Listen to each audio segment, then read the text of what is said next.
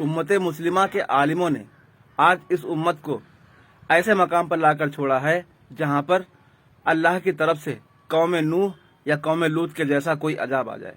मगर कुर्बान जाएं अल्लाह के आखिरी रसूल हजरत मोहम्मद मुस्तफ़ा सल्लल्लाहु अलैहि वसल्लम पर कि जिनकी दुआओं की बदौलत अल्लाह इस उम्मत के ऊपर कोई ऐसा अजाब नहीं नाजिल कर रहा। लेकिन ऐसा भी नहीं कि वो इस उम्मत की बदआमालियों को नज़रअंदाज कर देगा, इसकी पकड़ नहीं करेगा।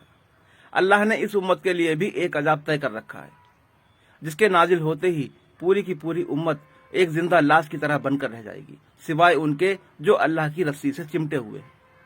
यानी कि अल्लाह इस उम्मत पर तौबा का दरवाजा बंद कर देगा। ये एक ऐसा अजाब है जो अब तक किसी भी उम्मत पर नाजिल नहीं हुआ, जो सिर्फ उम्मत मुस्लिमा के ऊपर ही आएगा। और जब आएगा तो किसी को भी कानो कान इसकी खबर न होगी।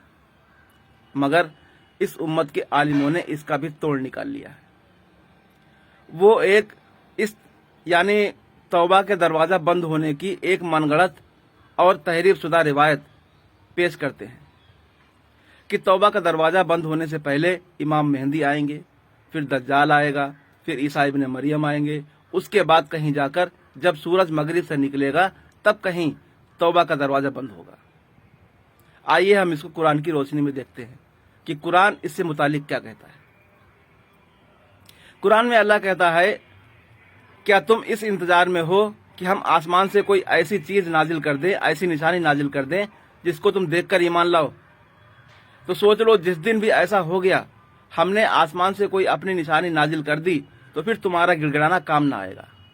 यानी अल्लाह की तरफ से अगर कोई आखिरत की निशानी यानी कोई बड़ी निशानी आसमान से नाजिल हुई, लोगों ने उसे देख लिया, तो फिर किसी भी इंसान का तौबा करना उसे काम ना आएगा, उसका गिड़गिड़ाना उसे काम ना आएगा।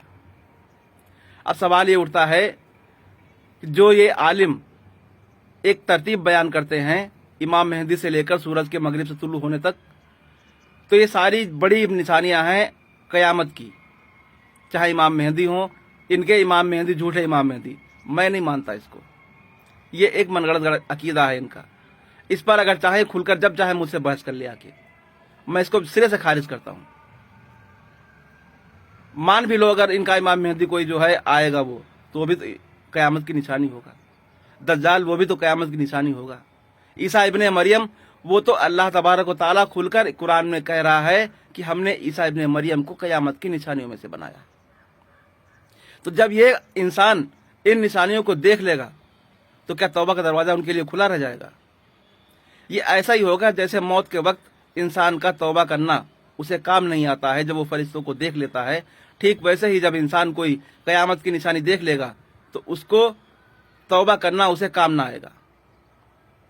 इस तरीके से इन लोगों ने, इन आलिमों ने इस कौम को गुमराह कर रखा है जिसकी कोई मिसाल नहीं मिलती। इंसान को गौर फिक्र करना चाहिए। इनका अमल और इनका कौल, इनके यानी जो है कहां से ये मैच करते हैं?